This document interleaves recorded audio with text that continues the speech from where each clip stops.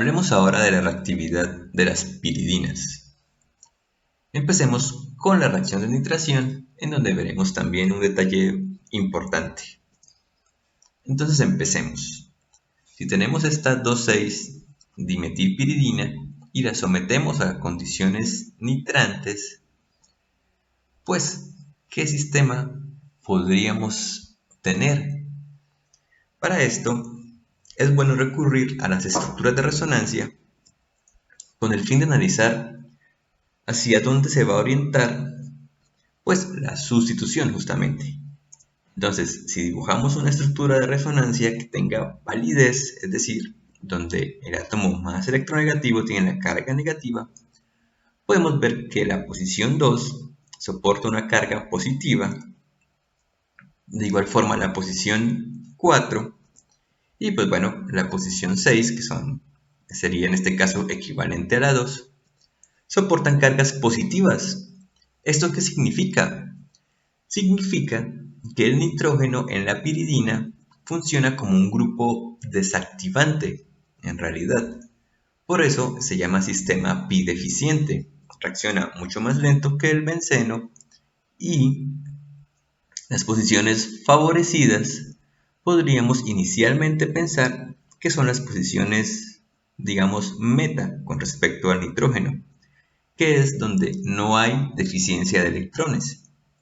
Sin embargo, hay otro detalle a resaltar, y es que es el nitrógeno el que soporta mayor tiempo en las estructuras de resonancia una carga negativa.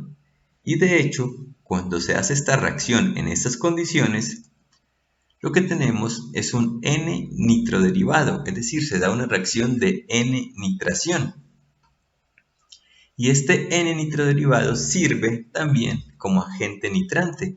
Si lo ponemos en presencia de benceno con, un disolvente como el acetonitrilo, pues tenemos nitrobenceno y la piridina, ¿sí?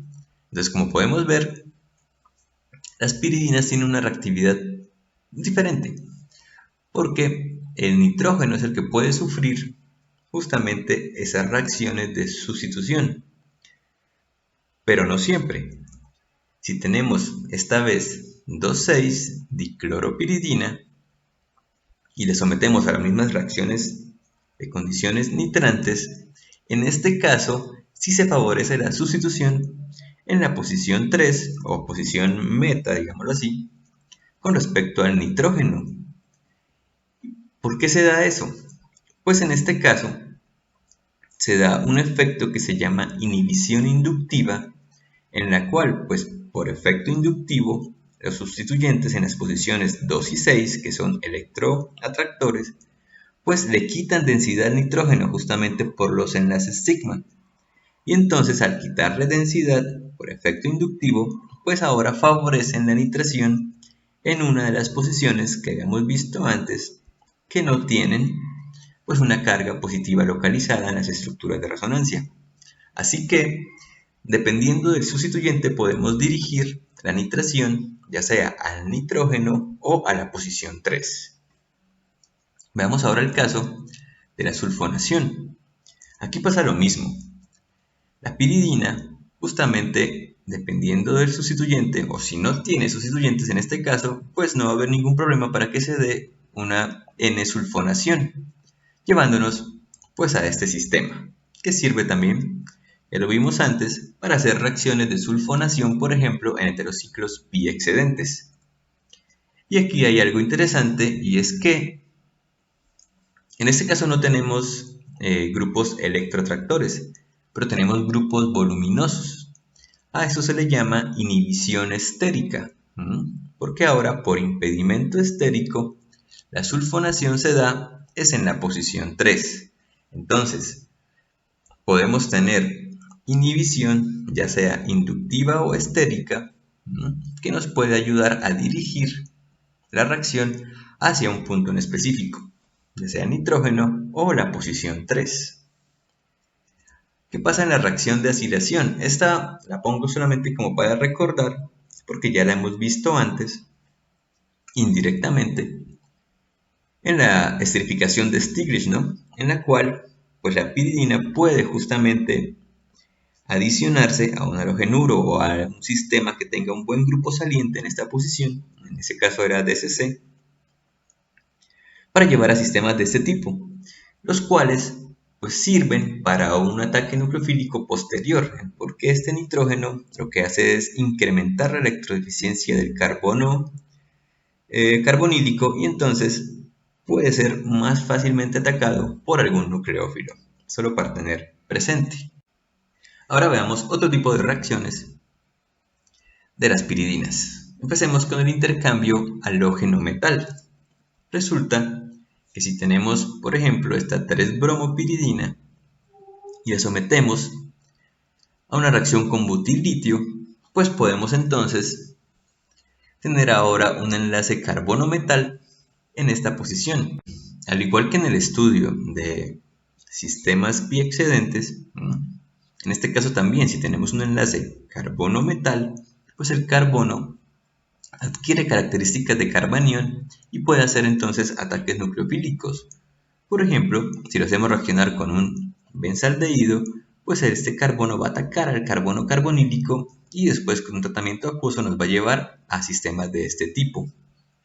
Muy bien, si le hacemos reaccionar ahora con cianobenceno y luego hacemos con un tratamiento ácido, con ácido clorhídrico diluido, es importante, pues vamos a llegar a este sistema donde tenemos ahora una cetona, que tiene por un lado una piridina y por el otro lado un benceno.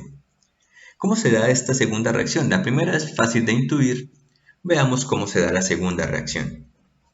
Si tenemos ese sistema, pues bueno, en efecto, el carbono va a atacar a este carbono que es electrodeficiente porque está unido a un nitrógeno Sp, y eso nos lleva a la formación de este intermediario, el cual, con el tratamiento acuoso en medio ácido, pues bueno, reemplazamos inicialmente el litio por un hidrógeno y ahora tenemos esta imina. Imina que bueno, pues en medio ácido se puede protonar y si ubicamos el catión en el carbono, pues que es como la forma más estable, y recordamos que el ácido está diluido, es decir, que hay agua en el medio, pues el agua puede hacer un ataque nucleofílico sobre ese carbocatión para formar ese sistema intermediario que pues está en un equilibrio con un sistema donde la mina, ahora la que está protonada, y pues el oxígeno con su par de electrones puede inducir la pérdida de amoníaco y luego con la pérdida de este hidrógeno nos lleva al producto de interés. Así es como transcurre esta segunda reacción. Veamos ahora una reacción muy importante, una reacción clásica de piridinas, y es la aminación de Chichibabin, que es básicamente así, la cual no es más que una sustitución de este hidrógeno por un NH2. La reacción se lleva a cabo en presencia de amida de sodio, utilizando NN-dimetilanilina como disolvente. Aquí entonces vale tener presente que por efecto inductivo este carbono pues es electrodeficiente, ya que el nitrógeno le está quitando densidad electrónica, y es ese efecto el que aprovecha la amida de sodio para hacer un ataque nucleofílico sobre este carbono, el cual, bueno, provoca que el par de electrones que hacen parte de este doble enlace venga al nitrógeno y se estabiliza pues con el sodio. Muy bien, ¿qué es lo que sigue en la reacción? El nitrógeno induce la salida de este hidrógeno, pero como un hidruro, porque pues se lleva el par de electrones del enlace carbono-hidrógeno y nos forma esta estructura que pues como hay un hidruro que puede robar fácilmente un hidrógeno, pues provoca la pérdida de hidrógeno molecular, y esta es una de las características que han llevado a la propuesta de este mecanismo, que justamente se puede detectar la pérdida de hidrógeno. Y bueno, nos lleva ahora a esta estructura que, si bien está estabilizada con el sodio, pues bueno, también podemos ubicar una estructura de resonancia en la cual tenemos ahora la piridina aromática estructura que es más estable, y tenemos la carga negativa ahora estabilizada en esta posición, donde la soporta ahora el nitrógeno, digamos, exocíclico. Y finalmente, pues el producto de la reacción se somete a un tratamiento acuoso para llegar así a la 2-aminopiridina. Entonces, vale la pena resaltar que esta es una reacción pues, bastante estudiada y que tiene un amplio poder sintético en la química de piridinas y de heterociclos en general. Hablemos ahora de unos sistemas muy interesantes que son los N-óxidos de piridinas. Veremos que tienen una amplia gama de reacciones y un poder sintético bastante interesante. Veamos primero cómo se forman. Si la piridina se hace reaccionar con peróxido de hidrógeno, podemos obtener un N-óxido de piridina que tiene esta estructura. El N-óxido de piridina también puede retirarse, es decir, podemos restablecer el sistema de la piridina si lo hacemos reaccionar, por ejemplo, con trifenilfosfina. Y tenemos como subproducto pues el óxido de trifenilfosfina. Pero esto solo lo muestro para que veamos que se puede entonces formar el N-óxido y luego quitar. Ahora veamos qué implicaciones tiene tener un N-óxido de piridina pues a nivel electrónico. Resulta que el sistema tiene estructuras de resonancia en la cual ahora ubica una carga negativa en la posición 2, 4 y 6. Entonces, este sistema, este N-óxido de piridina, lo que provoca es que ahora la piridina sí pueda ser sustituida en esas posiciones 2, 4 y 6, al menos en teoría. Pero veamos algunas reacciones. Si tenemos, por ejemplo, este N-óxido de piridina y lo hacemos reaccionar con bromo en presencia de acetato de talio, llegamos a un derivado 4 sustituido. De igual manera, si lo hacemos reaccionar con ácido nítrico y ácido sulfúrico, llegamos a un derivado 4 nitro sustituido. Pero ¿por qué en la posición 4 y no en la posición 2? Que pues al fin y al cabo, estadísticamente, sería más probable. Aquí tal vez tengamos que pensar en cómo inicia la reacción. Recordemos que lo que se da es una interacción de la nube de electrones con el catión en este caso, o con el halógeno, y luego se da el enlace. Es probable que el hecho de que haya una carga positiva localizada en el nitrógeno lo que haga sea repeler el electrófilo de las posiciones más cercanas, que son la posición 2, y por eso lo manda hasta la posición 4. Así que, si bien tenemos las posiciones 2, 4 y 6 como posiciones probables, la reacción se puede controlar para obtener solamente el sistema 4 sustituido. Veamos otras reacciones de N-óxidos de piridinas. Estas son un poco más interesantes. Iniciemos con esta. El tricloruro de fósforo sirve también para quitar el oxígeno del N-óxido y nos da como subproducto el oxicloruro de fósforo. Hasta aquí pues solo estamos viendo otro reactivo que puede funcionar como la trifenilfosfina para retirar el oxígeno. Sin embargo, si hacemos reaccionar el N-óxido de piridina pero ahora con oxicloruro de fósforo, lo que vamos a tener es una 2-cloropiridina. ¿Cómo se da esa reacción? Si recordamos, el fósforo pues, es un átomo oxofílico, sufre fácilmente ataques por parte de un oxígeno y pues, inicialmente eso es lo que pasa. El oxígeno ataca al fósforo para formar este intermediario, el cual pues, restablece el doble enlace oxígeno-fósforo, eliminando un cloro. Y entonces ahora veamos algo interesante. Este nitrógeno está cargado positivamente, pero ya no hay un oxígeno que estabilice la carga positiva porque este anión ya no existe. Entonces, esto lo que le da es como una característica casi de imina a este enlace, es decir, hace este carbono, estos dos carbonos, supremamente electrodeficientes, lo que pues se aprovecha por el cloro que se ha perdido para hacer un ataque al carbono 2 y formar ahora esta estructura, y formando también un enlace carbono-cloro. Y esta estructura pues busca rearomatizarse eliminando este ácido diclorofosfórico. Y así es como se obtiene entonces una 2-cloropiridina a partir de un N-óxido y oxicloruro de fósforo. Continuando con las reacciones de N-óxidos, veamos ahora qué pasa cuando un N-óxido de piridina reacciona con anhídrido acético. En este caso, si la piridina es sencilla, si no tiene sustituyentes, pues lo que tenemos es un acetato de 2-piridinilio o un 2-piridinil acetato. ¿Y cómo se da la reacción? Pues inicialmente, una vez más el N-óxido ataca al carbono del anhídrido formando ese sistema intermediario que va a restablecer el enlace doble carbono-oxígeno para perder ahora este acetato. Y una vez más, pues ahora este carbono es muy electrodeficiente y entonces se da un ataque del oxígeno, del anión, del oxígeno al carbono para formar ahora este intermediario, el cual pues finalmente con pérdida de ácido acético restablece su aromaticidad y tenemos el producto de esta reacción. Sin embargo, pasa algo muy interesante cuando lo que tenemos es el N-óxido de la 2-metilpiridina.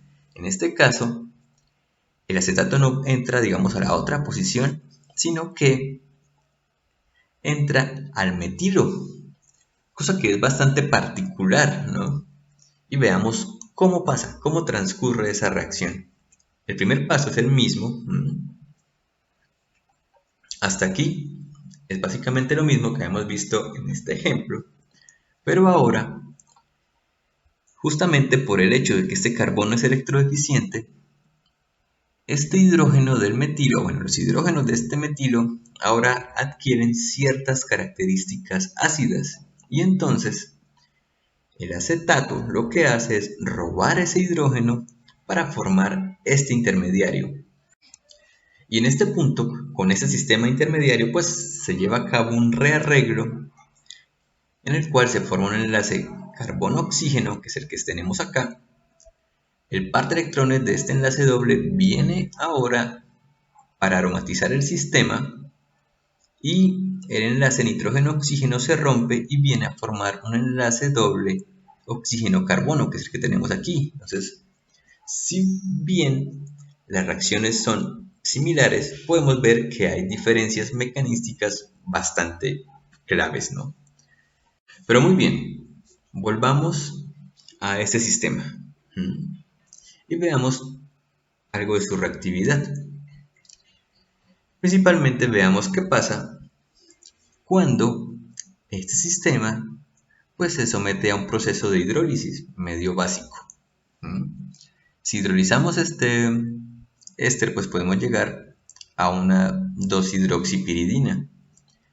Resulta que las 2-hidroxi y las 4-hidroxipiridinas están en equilibrio con sistemas de este tipo que se llaman piridonas. Y las piridonas tienen una reactividad pues muy interesante. Por ejemplo, si sometemos a ese sistema a una reacción con oxicloruro de fósforo, podemos obtener también 2-cloropiridinas. Y si la hacemos reaccionar con yoduro de metilo, podemos atrapar la piridona. Esta vez el nitrógeno queda sustituido y entonces ese doble enlace queda fijo. Pero no significa que, a pesar de que está fijo, no revele su reactividad como hidroxilo. ¿Por qué? Analicemos un detalle. Tenemos ahora un grupo activante en esta posición. Como es un grupo activante, muy activante de hecho, las posiciones favorecidas para una reacción de sustitución es la posición orto y para con respecto a este OH. Si hacemos reaccionar esta piridona con cloro, tenemos justamente los productos de sustitución de esas posiciones, lo que significa que a pesar de que estructuralmente la estamos viendo como una piridona, dependiendo de la reacción puede comportarse como una hidroxipiridina. Veamos ahora el caso de la 4-piridona. Si le hacemos reaccionar bajo una mezcla sulfonítrica, tenemos ahora una 3-nitro-4-piridona, es decir, que en realidad, al parecer, el sistema que está reaccionando es este, en el cual pues podemos fácilmente identificar estas posiciones como las posiciones más favorecidas para la reacción de nitración, porque son las posiciones orto con respecto al OH. Pero entonces se podrían preguntar si es que siempre reacciona como hidroxipiridina y no como piridona. Pero entonces ahora veamos, para finalizar, esta reacción, en la cual se forma un enlace carbono-nitrógeno a partir de esta piridona. La forma más probable o la explicación más adecuada para entender esta reacción, cómo se forma este producto, es si recordamos qué es lo que pasa cuando reacciona una amina secundaria con un compuesto carbonílico. En este caso se forma una enamina. Y si vemos, es lo que tenemos acá. Por lo cual, podemos ver entonces que en algunos casos estos sistemas reaccionan como piridonas y en otros como hidroxipiridinas. Y con esto terminamos el tema de reacciones de piridinas.